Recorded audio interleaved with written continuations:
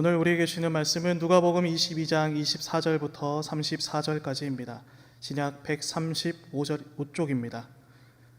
또 그들 사이에 그중 누가 크냐 하는 다툼이 난지라 예수께서 이르시되 이방인의 임금들은 그들을 주관하며 그 집권자들은 은인이라 칭함을 받으나 너희는 그렇지 않을지니 너희 중에 큰 자는 젊은 자와 같고 다스리는 자는 섬기는 자와 같을지니라.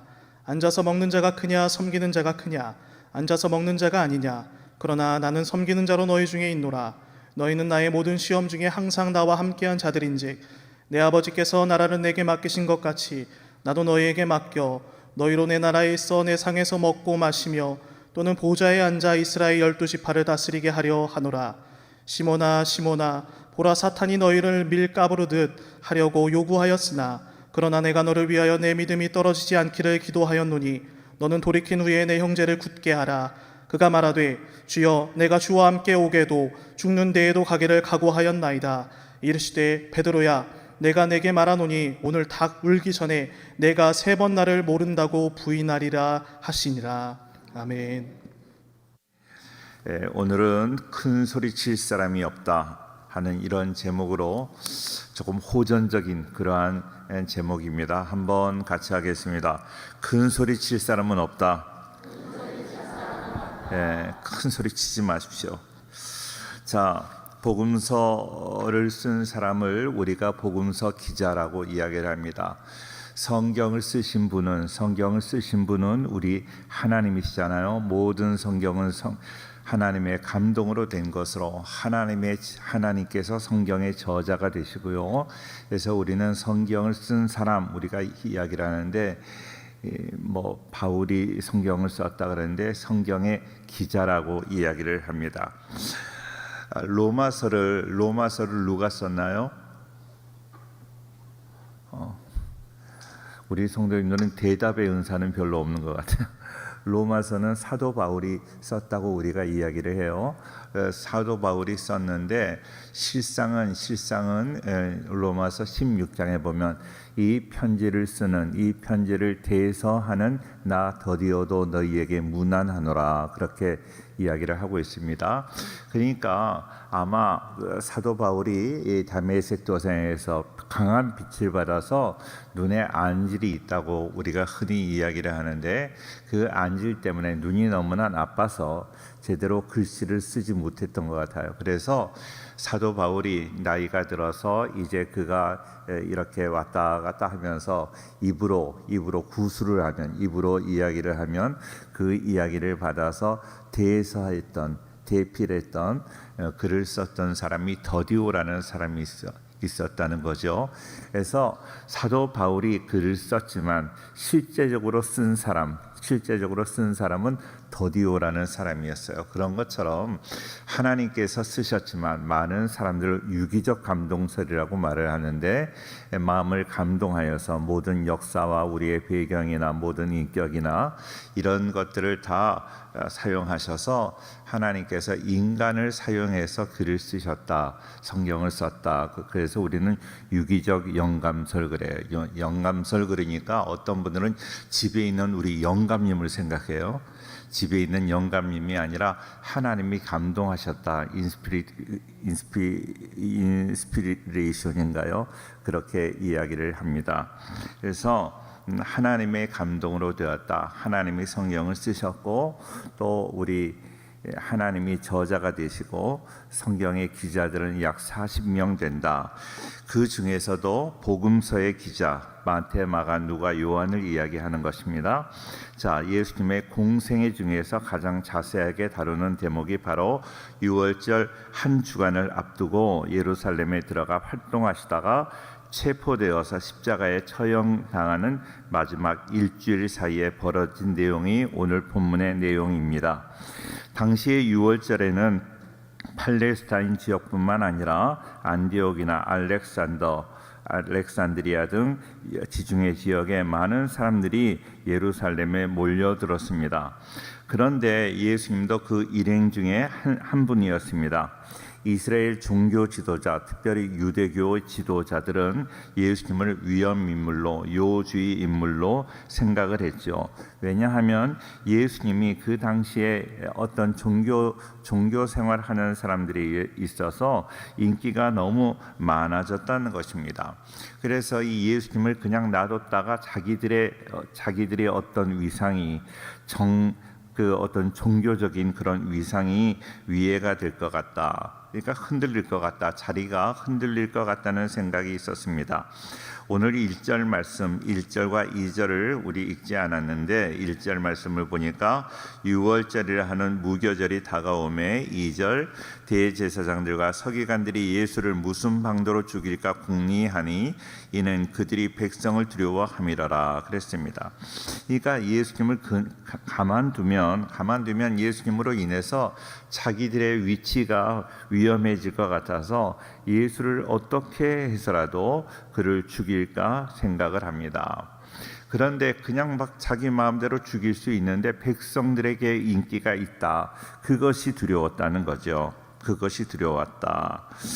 39절 말씀을 볼까요? 39절에 이런 말씀이 있잖아요. 39절 그 성경에 보니까 같이 한번 읽을까요? 시작. 예수께서 나가사 습관을 따라 감람산에 가심에 제자들도 따라갔더니 그랬어요. 예수님께서 감람산에서 기도하시는데 어떤 기도를 하시나 하면 42절 말씀에 아버지여 만일 아버지의 뜻이거든 이 잔을 내게서 옮기시옵소서. 그러나 내 원대로 마시옵고 아버지의 원대로 되기를 원하나이다. 그렇게 기도하고 계십니다. 예수님은 하나님의 아들이세요. 그리고 인류를 구원하시러 오신 그리스도이십니다. 십자가를 거뜬하게 지는 하나님의 아들, 그리고 메시아로 그런 모습을 보여주셔야 되는데, 그런데 예상외로 예수님께서는 너무나 나약한 모습으로 그렇게 이 운명을, 이 잔을 피하게 해달라고 기도하시고 계십니다. 왜냐하면 십자가는 뭐의 상징이에요? 저주의 상징이에요. 저주. 하나님이 버리셨다는 거예요.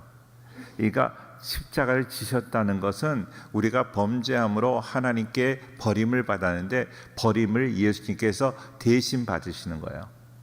그런데 예수님의 버림을 받는다, 하나님의 버림을 받는다 하는 것이 너무나 어려운 거예요. 엘리 엘리 라바 사박다니, 내가 예수님께 저주를 받고 하나님께 버림을 받는다. 우리가 어려움이 있어요. 우리가 어떤 어려움이 있을 때 어디 뭐 집에서 부부 싸움하고 뭐 여기 아니면 갈 데가 없을 줄 알아. 그러고 막 집을 나오잖아요. 그죠? 집을 나와서 갈 데가 있어요, 없어요? 갈 데가 없어요. 그러니까 큰 소리 치지 말고 사시기를 바랍니다. 가능하면 집 나오더라도 그런 얘기 하시는 게 아니에요. 어디 갈 데가 없어요. 갈 데가 없어서 어디 가요? 교회 와요, 교회. 우리 교회는 그래서 여러분들이 좀 싸우는 분들이 계신 것 같아. 교회에 항상 24시간 문을 열어놓으니까 마음이 편해서 막 그러시나 본데 절대로 그러시는 일이 없으셔야 돼요. 교회는 물론 문이 열려 있지만 교회가 우리가 마지막 피난처가 돼요. 하나님이 마지막 피난처가 되잖아요. 어디 갈 데가 없을 때, 어느 누구도 나를 도와주지 않을 때 교회에 오고 하나님 앞에 나온다는 거예요. 그런데 마지막으로 우리가 피난 갈 곳이 하나님인데 하나님마저 나를 외면하신다, 하나님마저 나를 버리신다 하면 우리가 어디 가겠어요? 그러니까 하나님이 버리신다는 것은 너무 어려운 거예요. 율법에서 버림받은 뭐 혈루병자도 있고 이렇게 나병 환자들도 율법에서 하나님의 버림을 받았다. 하나님께 제거되었다 하는 것은 너무나 어려운 거예요. 그러니까 문둥병자를, 그 나병 환자를 고쳐주시는 그런 모습들이 있잖아요. 그 모습이 왜 성경에 많이 나오는가 하면 율법에서까지 버림받은, 하나님이 버렸다고 생각되는 그 사람도 예수님이 고쳐주시는 거예요. 너는 하나님이 버리지 않았다 하는 거예요. 예, 이것입니다. 그런데 예수님이 지금 십자가를 지셨다는 것은 예수님이 하나님의 버림을 받으셨다는 거예요. 그러니까 그게 너무나 어려우셨다 하는 것입니다. 이렇게 어려운 그 십자가를 지시면서 그 감람산에서 이제 정말로 땀이 핏방울처럼 보일 정도로 그렇게 간절히 기도하셨습니다. 이 잔을 내게서 옮겨달라고 기도하셨습니다. 그럴 때 옆에서 3년 동안이나 따라다녔던 제자들이 예수님께 조금이라도 힘이 돼야 되잖아요. 예수님께 힘이 돼야 되잖아요. 예수님 우리가 있잖아요. 힘내세요. 우리가 함께 기도하겠습니다 하고 힘이 돼야 되는데 그 예수님의 제자들은 정말로 깨어 기도하지를 못했습니다. 기도하지 않았을 뿐만 아니라 그들은 예수님의 심정을 이해하는 사람이 한 사람도 없었습니다. 이해하지 못했을 뿐만 아니라 오히려 예수님을 어렵게 만드는 그런 사람들이 있었다는 거예요.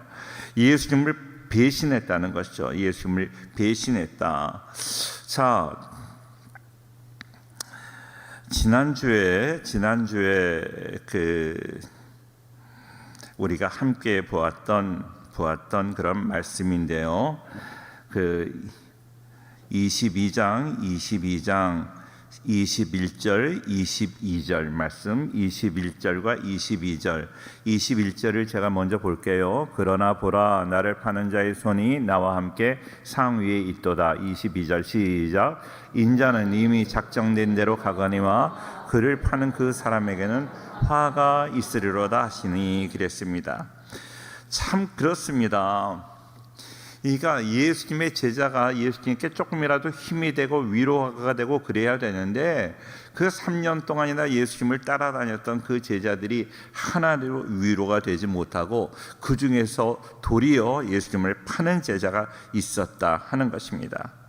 참 기가 막히지 않습니까? 자, 그런데 오늘 말씀해 보니까 그 제자들 중에서 파는 제자만 있을 뿐만 아니라 오늘 뭐라고 그러는가 하면 그 제자들 중에 예수님의 심정을 이해하고 선생님이 이렇게 지금 십자가에 돌아가실 것 같으니까 우리도 함께 기도하자 이렇게 생각하는 사람은 한 사람도 없었다는 거예요. 그리고 그들이 서로 뭐라고 그러는가 하면 자 27절 말씀 27절 27절 같이 읽어요. 시작.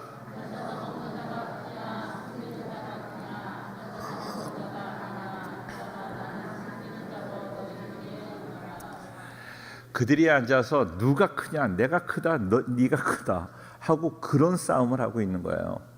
예수님은 지금 십자가를 놓고 지금 괴로워하고 있는데 그 제자들이 앉아서 내가 크다 네가 크다 그 이야기를 하고 있는 것입니다.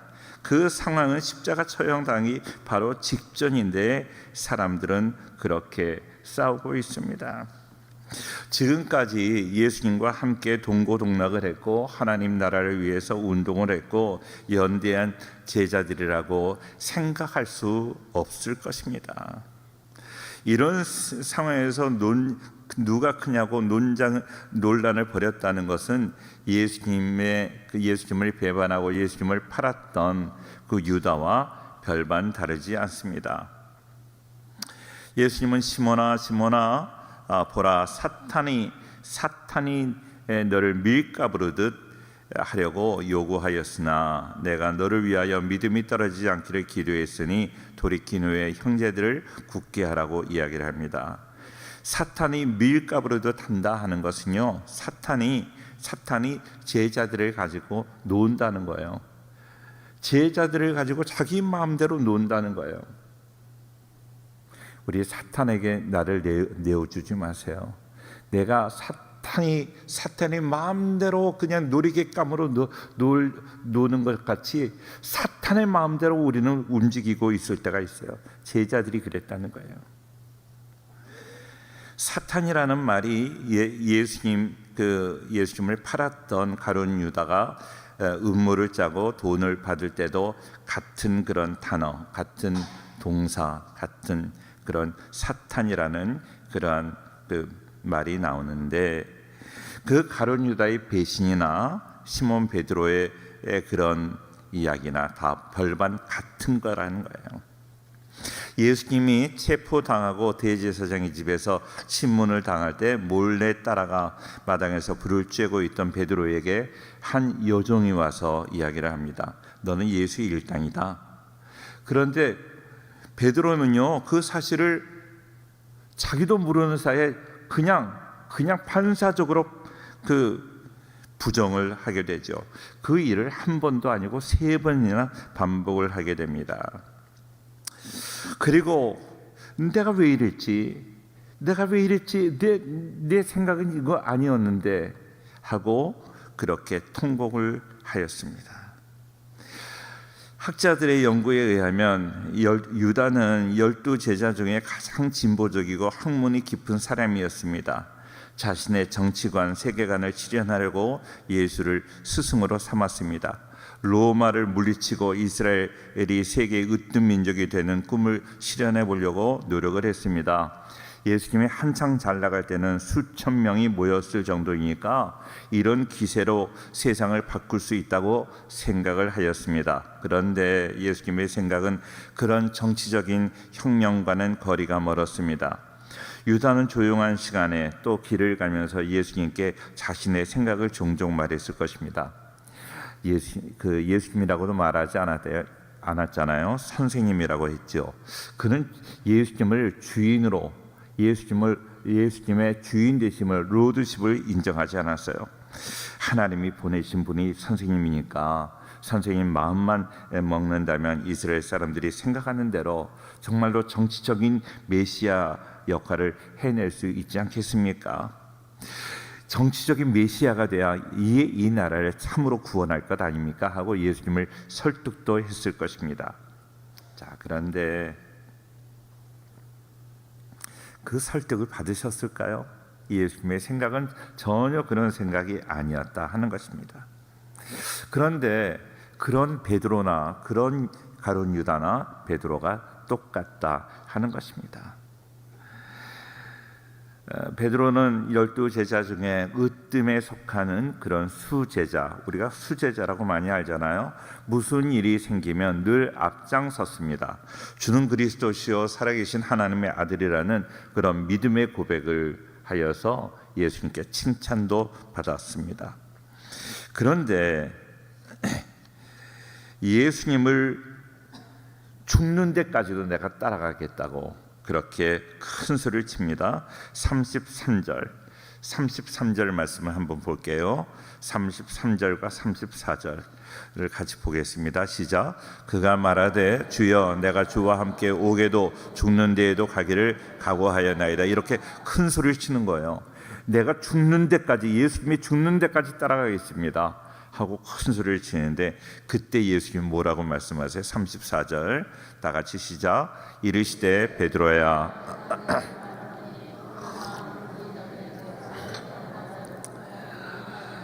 그렇습니다. 오늘 큰 소리 치지 말라고 제목을 붙인 이유는 바로 오늘 말씀, 이 말씀 때문이에요. 초기 기독교 문헌에 의하면 그는 나중에 순교를 당했습니다. 십자가에 거꾸로 매달렸다고 합니다. 초기 기독교에 큰 역할을 했습니다. 베드로가 없었다면 예루살렘 교회의 토대가 잡히지 않았을 것입니다. 베드로는 유대인 선교의 중심 인물로, 사도 바울은 이방인 선교의 중심 인물로 자리를 잡았습니다. 자, 초기 기독교, 우리가 초대교회라고 흔히 이야기를 하는데 베드로는 초대교회의 중심 인물이었던 것은 분명합니다.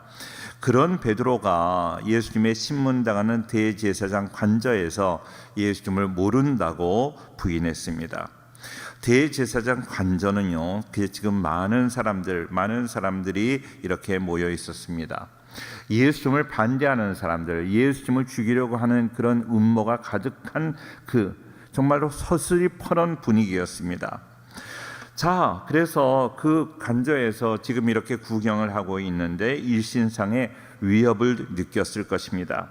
대제사장을 중심으로 하는 유대교 지도층은 예수님을 제거하기로 마음먹었는데 예수님을 제거하기로 죽이기로 마음먹은 사람들이 대부분이었다는 것이죠.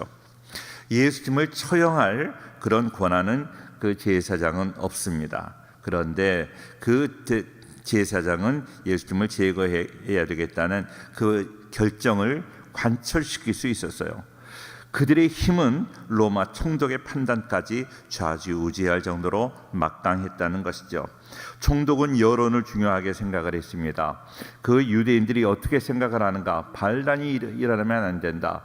반란이 일어나면 총독의 책임이다 생각을 했기 때문에 대제사장들의 그 여론, 대제사장들의 이야기를 아주 중요하게 생각을 했다는 것이죠.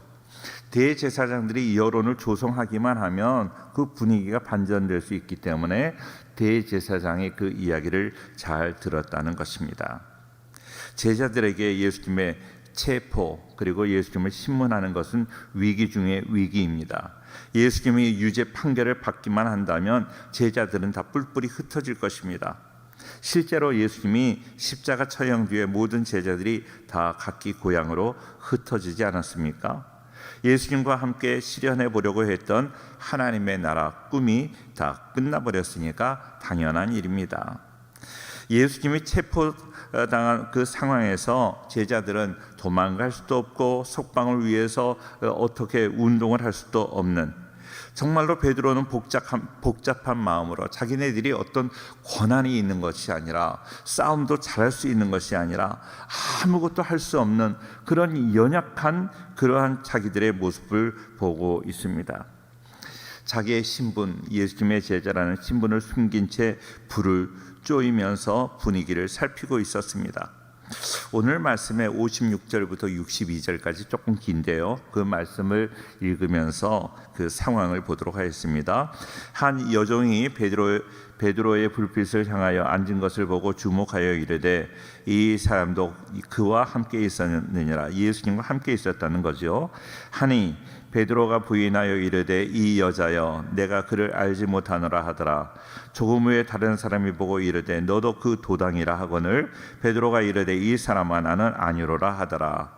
1시간쯤 있다가 또 한 사람이 장담하여 이르되 이는 갈릴리 사람이니 참으로 그와 함께 있었느니라.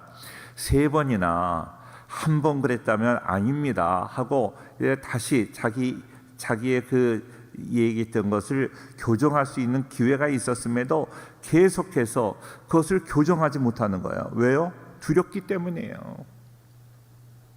그 분위기가 너무나 두렵거든요. 여기서 내가 위해를 받을 수 있다 하는 그런 두려움이 있었습니다. 자, 베드로가 이르되 이 사람아 나는 네가 하는 말을 알지 못하노라 하고 아직 말하고 있을 때 닭이 곧 울더라. 주께서 돌이켜 베드로를 보시니 베드로가 주의 말씀 곧 오늘 닭 울기 전에 네가 3번 나를 부인하리라 하심이 생각나서 밖에 나가서 심히 통곡하니라. 그도 예수님을 부인하리라고 생각하지 못했어요. 그런데 너무나 상황이 너무나 위협이 강한 거예요. 그것을 감당하지 못하고 그는 예수님을 부인한 것입니다. 예수님을 믿는 믿음이 없던 것 아니에요. 예수님을 사랑했습니다. 그럼에도 불구하고 예수님을 부인했다는 것입니다.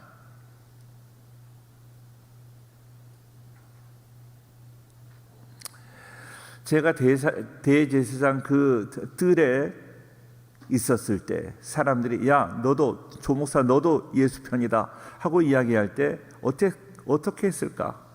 다른 사람들이 다 위해를 가할 것 같은 그런 위협 속에서 뭐라고 얘기했을까? 어땠을 것 같아요? 저는요 오늘 이 말씀을 준비하면서 몇 년 전에 아프가니스탄에 이렇게 인질로 끌려가서 인질로 끌려가서 전 세계를 향해서 이렇게 그가 이야기하는 것, 그가 어떤 상황인가 하는 것을 이렇게 중계했던 김선일 씨라는 분이 생각이 났어요. 김선일 씨는 믿음을 가진 사람이고 그냥 선교사로 사역을 하러 나갔어요. 그런데 그곳에서 그는 어려움을 당하다가 죽음을 당했습니다. 과연 이 그 김선일 선교사님을 누가 돌을 던질 수 있겠어요? 그런데 안타깝게도 우리나라에서는 두려워서 이라크 파병을 철회하라, 나 살고 싶다고 얘기했던 그 김선일 씨를 순교자로 인정하지 않아요. 그는 그 위협의 세력에 굴복했다는 거예요. 정정당당하게 싸우지 못했다. 그래서 이 순교자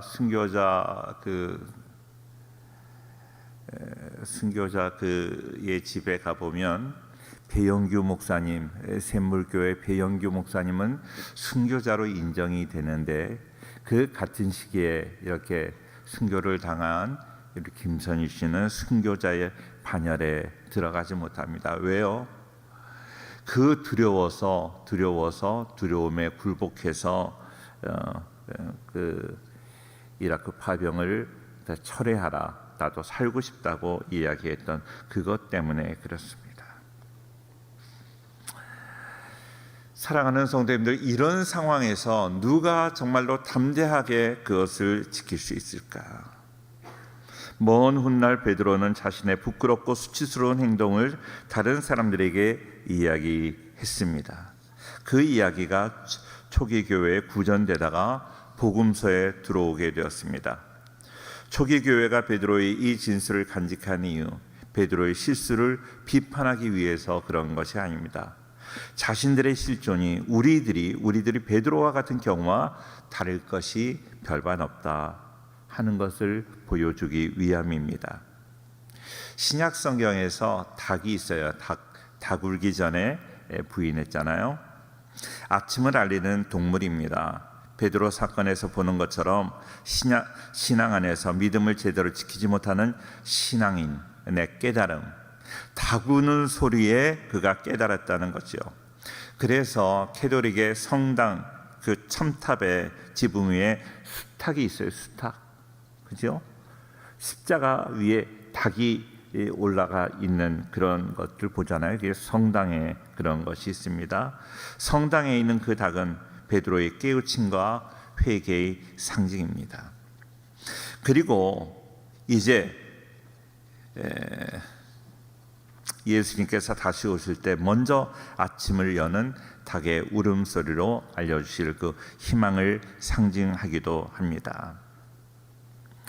역사를 통해서 교회에서 제자가 가야 될 길을 위기라고 하는 그런 일들이 항상 일어났어요. 베드로가 정말로 그 제사장의 뜰에서 예수님을 부인하는 것 같은 그러한 위기가 우리에게 얼마나 많이 있는지 모릅니다.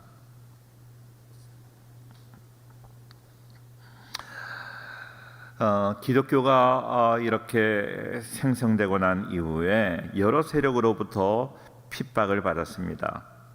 직업을 잃거나 때로는 순교를 당했습니다. 교회 지도자들은 목숨을 내놓을 준비를 해야만 했습니다. 지금도 많은 그런 순교, 많은 핍박을 받고 있습니다. 모든 교회 지도자들과 신앙인들이 올곧게 신앙을 지키지 못했습니다. 일신상의 고난이 예상되면 배교하거나 신앙생활을 포기했던 적이 많습니다. 대제사장 관저의 마당에서 나는 모른다고 손살을 친 베드로의 모습이 그런 기독교의 그 모습에서 여러 번 반복되었습니다. 우리는 초대교회와 같은 그런 직접적인 박해를 받지 않을 수 있습니다. 그런데 제자로서 정체성의 위기에 떨어지는 일은 당시와 똑같이 일어납니다. 이렇게 남성 중심의 그런 사회생활을 할 때 교회 다니는 것이 부끄러운 그런 모습이 될 때가 얼마나 많은지 몰라요. 직장에서 직장 생활을 하면서 남성끼리 모여서 있는 그 사회에서 믿지 않는 사람들끼리 술 먹는 그런 사회에서 정말로 내가 믿음을 지키는 것이 얼마나 어려운지 모릅니다. 세속 정신에 깊숙이 물들어서 제자로서 어떻게 살아야 될지 우리가 인식이 혼란스러울 때가 많습니다. 그래서 우리 이 시대를 살아가는 우리 성도들은 세상과 긴장과 갈등을 느끼지 못하고 그것을 피합니다. 도피합니다. 한편으로는 교회를 출석하고 교회에서 직분을 받고 하나님을 믿으면서 세상을 살아가는 그런 방법은 또 그런 대로 살아가는 것이죠. 세속의 질서와 가치를 무비판적으로 받아들이는 것입니다.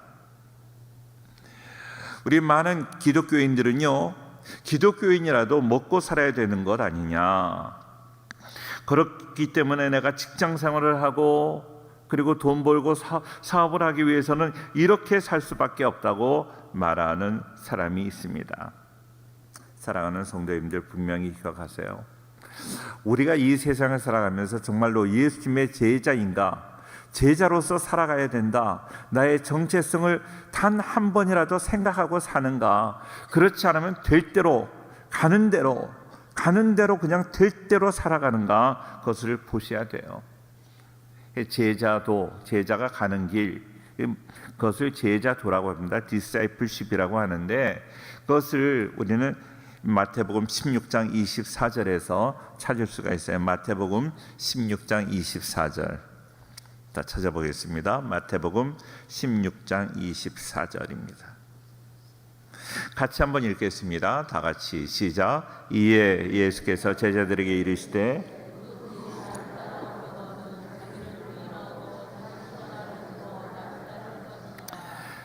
나를 따라오려거든. 예수님을 따르는 사람이 제자예요. 예수님을 따르는 것. 근데 자기 십자가를 지는 거예요. 예수님이 지신 십자가가 아니라, 늘 말씀드리지만 예수님이 지신 십자가와 내가 지는 십자가를 동일시하시면 안 됩니다. 우리는 예수님이 지신 그 십자가를 질 수 없어요. 예수님을 따라가는 자에게 하나님께서는 나에게 주신 사명이 있어요. 나에게 주신 사명.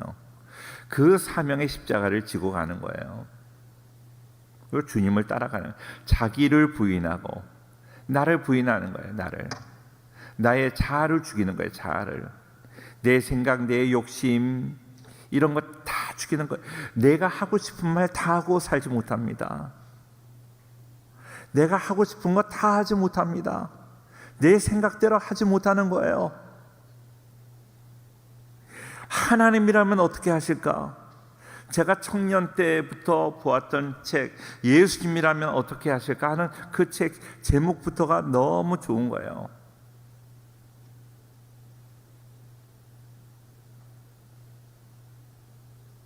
자기를 부인하는 것입니다. 이모당 선생은 나는 내가 이래서 기독교인이 되다, 내가 기독교인이 된 이유가 이것이다 하는 그런 책을 썼어요. 그러니까 나를 부인하는 것입니다. 나의 denial of me. 자기 십자가를 지고 따르는 거예요. 항상 예수님의 제자로 내가 나를 부인하는가, 내 생각대로, 내 욕심대로 내가 하고 싶은 것들 다 하면서 살아가는가, 그러면서 그냥 주일날만 교회 나가면 제자가 되고 기독교인이 되는가, 정말로 예수님을 따르는 것인가, 내가 예수님을 따라가는, 예수님이 가신 그 길로 나아가는가, 내 욕심대로 살아가는가, 내 생각대로 살아가는가, 그리고 나에게 주어진 십자가를, 사명의 십자가를 지고 가는가 하는 것을 보아야 됩니다. 그런 것을 생각하지 않고 그냥 내 멋대로 살면서 내가 주님의 제자라고 말할 수 없어요. 우리나라에서 제자 훈련, 제자에 대한 이야기를 너무나 쉽게 하는 거예요. 제자는 나를 부인하는 거예요. 더 쉽게 말하면 내 자아가 죽는 거예요. 자아가 죽는 거예요. 예수님을 따르는 것, 자기를 부인하는 것, 십자가를 지는 것, 자기 십자가를 지는 것, 이렇게 세 가지로 이야기를 하지만 이 세 가지를 한마디로 요약하면 십자가입니다. 십자가를 지고 가는 삶, 십자가를 지고 가는 삶은 예수님을 따라가는 길이에요. 자기를 부인하지 못하면 십자가를 지고 갈 수 없어요. 목걸이에 걸은 그 십자가가 진정한 십자가가 아닙니다. 많은 그리스도인들은 그 문제를 내가 제자인가 하는 그런 문제도 없이 그냥 살아갈 때가 많아요. 내 생각대로 살면서 그냥 열심히 지성이면 감천이다, 내 욕심대로 부르짖으면서 기도만 하면 기독교인인 줄 착각하고 있어요. 아니에요. 주님은 그냥 기도만 하는 사람을 원하는 것이 아니라 참된 제자를 원하세요. 십자가를 지기를 원하세요. 주님을 따르기를 원하세요. 얼마나 내가 예수님을 따라갔는지요. 얼마나 자기를 부인하고 살아갔는지 내 자신을 돌아보셔야 돼요. 나는 제자의 정체성을 하나도 갖지 못하고 그냥 교회만 왔다 갔다 하면서도 나는 기독교인이라고 생각하고 제자라고 생각하는 사람이 얼마나 많은지 몰라요. 우리는 어떤 일을 결정할 때마다, 어떤 일을 만날 때마다 제자로서의 정체성을 한 번만이라도 생각하신다면 우리의 삶은 달라질 것입니다. 내가 학교 선생님이라면 학교 규정을 부인할 수 없지만 예수님의 제자라는 사실을 먼저 생각해야 됩니다. 지금은 목사님이 되셨지만 장욱조라는 분이 계세요. 장욱조, 옛날에 작곡도 하셨고 이렇게 가수도 하셨던 분, 할 수 있다 하시는 것을 작곡하신 분이에요.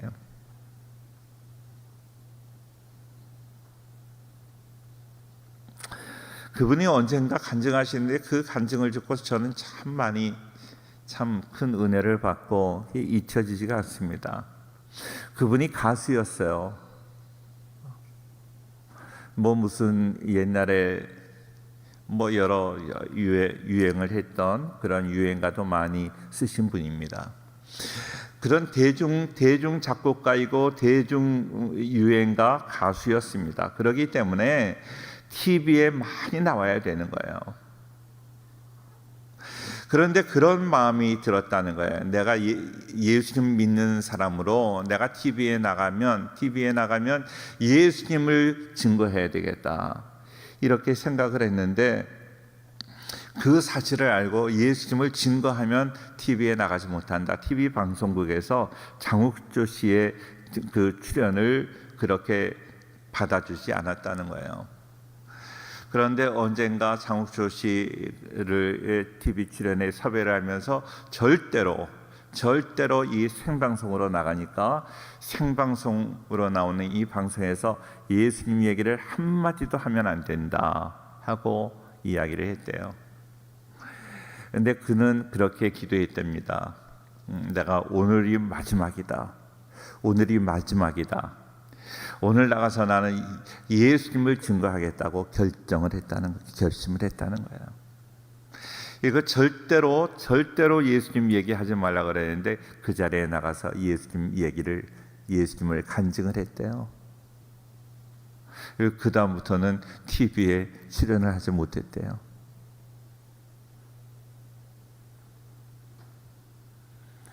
그분이 TV에 출연하지 못하고 생활이 좀 어려웠을지 모르겠지만 그 말이 얼마나 제 마음이 감동이 되는지.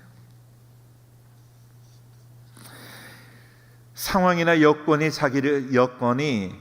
자기를 그렇게 받아주지 않는 그런 상황이었지만 그럼에도 불구하고 자기는 예수님의 제자의 정체성을 살리기 위해서 다른 것 바라보지 않고 그 예수님의 제자로서 살아가기 위해서 노력했다는 거예요. 우리의 마음과 우리의 의지를 너무 믿지 마십시오. 나는 안 그래. 나는 잘할 수 있어. 자기를 너무 믿지 말라는 거야. 자기 마음에 갇힐수록 고집만 강해집니다. 분별력이 떨어집니다. 자기가 잘 사는 것 같죠? 분별력이 떨어집니다. 젊은 사람이나 나이 든 사람이나 마찬가지입니다. 사랑하는 성도님들, 겸손하게 하나님의 도움을 구할 수 있기를 축원합니다. 겸손하게 십자가를 지고 나아갈 때 그것이 바로 참된 제자의 길인 것입니다. 고린도전서 9장 27절 이 말씀을 한번 보겠습니다. 고린도전서 9장 27절 말씀 너무나 잘 아는 말씀인데요. 같이 보겠어요.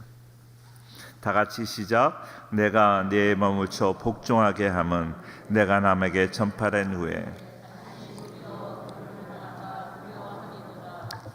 오늘 고린도전서 9장 27절의 말씀이나 마태복음 16장 24절의 말씀이나 제자의 모습, 제자의 애티튜드, 제자가 가져야 될 그런 자세를 말하고 있는 것입니다. 우리가 이 세상을 살아가는데 부자로 사는가 가난하게 사는가 내가 부자로 살게 해달라고. 그런데 하나님은 부자로 사는 것, 가난하게 살아가는 것 그거 별로 관심 없는 거예요. 네가 정말로 참된 제자로 살아가는가. 아무리 부자로 살아도 제자로 살지 않으면 그거 별 의미가 없는 거예요. 가난하게 산다고 해서 다 인정받는 것 아니에요. 가난하게 살아도 제자로 살지 못한다면 그거 아무 소용이 없는 것입니다. 언제나 나에게 주어진 십자가를 잘 짊어지고 언제나 내 의식 속에 내가 제자인가 나를 점검해 보면서 그 자기 관리를 해 나가셔야 돼요. 항상 나를 쳐서 복종하고 내 자아가 살지 않고 자기를 부인하고 그렇게 내 삶을 통해서 예수님을 드러내는 그런 참된 제자로 살아가는 우리 모든 성도들 될 수 있기를 주의 이름으로 축원합니다. 할렐루야. 정말로 진지하게 정말로 나를 돌아보셔야 돼요. 우리의 삶이 너무나 경고망동할 때가 많아요. 자기가 잘 사는 것처럼 얼마나 오만방자하게. 내가 참된 제자인가? 정말로 하나님이 원하시는 그런 제자의 삶을 살고 있는가? 십자가를 지고 있는가? 주님을 따라가고 있는가? 날마다 나를 부인하고 있는가? 내 삶을 통하여 예수님이 드러나고 있는가? 언제나 점검하고 예수님이 원하시는 세상 사람들이 나를 부러워하는 그런 존재가 아니라 예수님이 인정하시는 아무 기적도 행하지 못하고 정말로 광야에서 살았던 와일디스 처치맨 세례 요한과 같이 그가 아무 기적도 행하지 않았다고 이야기를 하잖아요. 그러나 그가 말한 것은 다 참이라고 했고